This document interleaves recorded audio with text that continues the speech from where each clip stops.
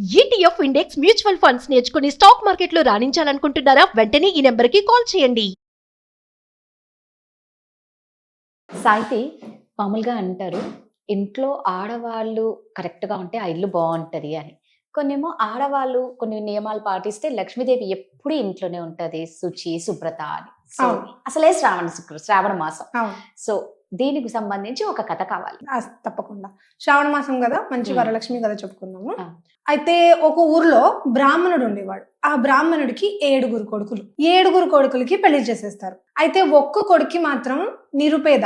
అతను ఏం ముట్టుకుంటే అది శని. అతనికి ఏది అబ్బేది కాదు, డబ్బులు వచ్చేవి కావు. పాపం చాలా నిరుపేదగా ఉండేవారు. వాళ్ళు తినడానికి కూడా భోజనం ఉండేది కాదు. అయితే ఒక రోజు వరలక్ష్మీదేవి ఇలాగే ఊరంతా సంచారం చేస్తూ, ఈ కోడళ్ళ ఇంటికి వెళ్దాము, 7 కోడళ్ళు ఉన్నారు కదా, 7 కోడళ్ళలో ఎవరో ఒక ఇంటికి వెళ్దామని మొదలయ్యి మొదటి కోడలు ఇంట్లోకి వెళ్దామని ఇలా వెళ్తూ ఉండగా, మొదటి కోడలు నట్టింట్లో కూర్చుని చద్దన్నం తింటూ పిల్లలకి పెడుతూ ఉంటుంది. అమ్మో, పొద్దున్నే ఇల్లు వాకిలి కూడా తుడుచుకోలేదు, చద్దన్నం తింటోంది, పిల్లలకి పెడుతోంది, ఈ ఇంటికి నేను వెళ్ళను అని పక్కన రెండో కోడలు ఇంటికి వెళ్తుంది. వెళ్ళేసరికి రెండో కోడలు వీధి పాకిలి ఏం చేసుకోకుండా పేడ పిసుక్కుంటూ కూర్చుంటుంది. ఆ పేడ వాసనకి తట్టుకోలేక వరలక్ష్మీదేవి పొద్దున్నే ఇదేంటి అని మొక్కు పోసుకుని అక్కడి నుంచి మూడో ఇంటికి వెళ్తుంది. మూడో ఇంట్లో నట్టింట్లో కూర్చుని ఒడ్లు దంచుకుంటూ ఉంటుంది. తన ఇంటి ముందు కూడా ఏవి వాకిలి పాచి ఏది ఉండదు. అయితే ఈ ఇల్లు కూడా వద్దు, పక్కింటికి వెళ్దామని పక్కింటికి వెళ్ళేసరికి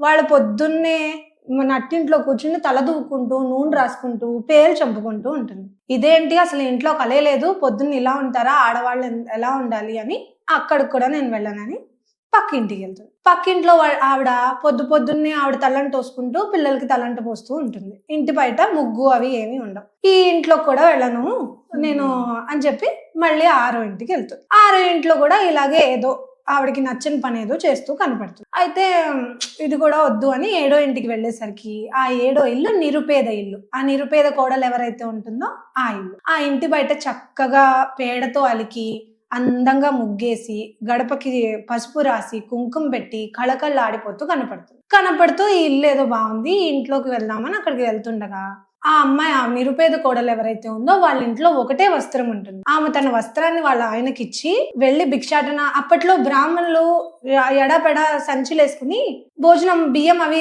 అడిగి ఇంటికి తెచ్చుకుని వండుకుంటారనమాట. అలా దానికి వాళ్ళ ఆయన్ని పంపించేసరికి ఆ వస్త్రం ఒకటే ఉంటుంది కదా, పాపం ఆవిడ ఒంటి మీద ఏముండదు.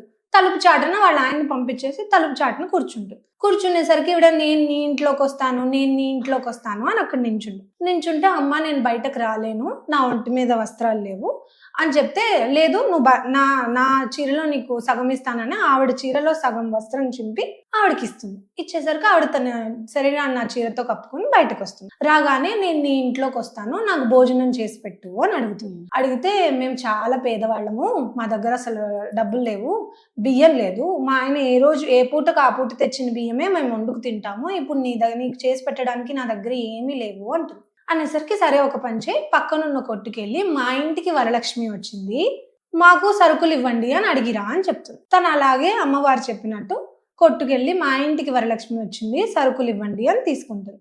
అలాగే నూనె, తైలం షాప్కి వెళ్ళి నూనె, బిందెలు, ఆ షాపులు ఉంటాయి కదా మన యుటెన్సిల్స్ అవి ఇచ్చేవి, అక్కడికి వెళ్ళి గిన్నెలు బిందెలు అవన్నీ తీసుకొచ్చి ఆవిడ అడిగినట్టే నవకాయ పిండి వంటలతో పంచపాక్ష పరవాణాలతో 4 పచ్చళ్ళు చక్కగా బోల్డ్ అంత వండి ఆవిడకి భోజనం పెట్టేసరికి ఆవిడ మనస్ఫూర్తిగా తృప్తిగా తిని కూర్చుంటుంది. ఇంతలో వాళ్ళ ఆయన ఎడాపెడా సంచిలు వేసుకుని ఈరోజు చాలా బియ్యం దొరికింది అని ఆనందంగా ఇంటికి వచ్చేసరికి అక్కడ అమ్మవారు ఖాళీగా ఉన్న డబ్బాలన్నీ నిండిపోయి కనిపిస్తాయి, అన్నిట్లోనూ సరుకులు ఉంటాయి.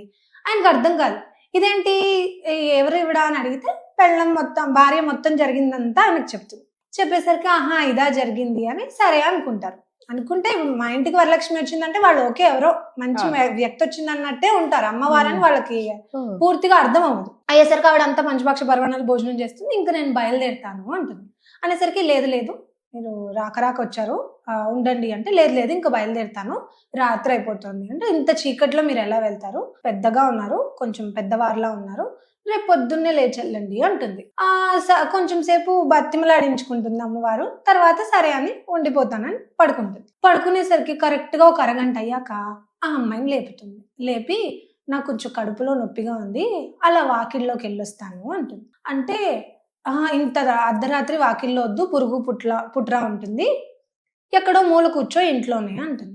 అనేసరికి అమ్మవారు సరే ఈ అమ్మాయి చెప్పింది కదా అని ఇంట్లో మూల కూర్చుంటుంది. ఓ గంట అయ్యాక మళ్ళీ లేపుతుంది. లేపి మళ్ళీ నాకు కడుపులో నొప్పి వస్తుంది అంటే ఇంకో మూల కూర్చో అంటుంది. మళ్ళీ లేపుతుంది. అలా 4 సార్లు అమ్మవారు ఆ అమ్మాయిని లేపుతుంది. లేపేసరికి 4 సార్లు ఆ పేద కోడలు ఆ మూల కూర్చో ఈ మూల కూర్చో అంటే ఆవిడ 4 మూలలు రాత్రి కూర్చుంటుంది. కడుపు నొప్పిగా ఉంది. కూర్చునేసరికి పొద్దున్న లేచి అమ్మవారికి సాగనంపుదామని లేచి చూసేసరికి అమ్మవారు మాయమైపోతారు. మాయమైపోయేసరికి ఇల్లంతా వెతుక్కుంటుంది. అయ్యో అమ్మవారు ఎక్కడుంది అనుకుంటుంది, కనపడదు. కనపడకపోయేసరికి సరే వెళ్ళిపోయి ఉంటారు, పొద్దున్న లేచి వెళ్ళమన్నాను కదా వెళ్ళిపోయి ఉంటారు అనుకుని రోజులాగా ఇల్లు శుభ్రం చేద్దామని చీపురు చాటా పట్టుకుని వస్తుంది. వచ్చి ఆ చివరి ఆవిడ మూలను వెళ్ళమన్నాను కదా, కూర్చోమన్నాను కదా, తీద్దామని మూలకి వెళ్ళేసరికి 4 మూలల 4 బంగారు కుప్పలు ఉంటాయి. అదంతా బంగారం వరహాలుగా మారిపోతుంది. ఆ బంగారు కుప్పలన్నీ ఆ చాటలోకి ఎత్తుకుని వాళ్ళు దాన్ని జాగ్రత్త పరుచుకుంటారు. అప్పటి నుంచి వాళ్ళు సంపత్ శుక్రవారాల నోము చేసుకుంటారు. ఇది సంపత్ శుక్రవారాల నోము కదా.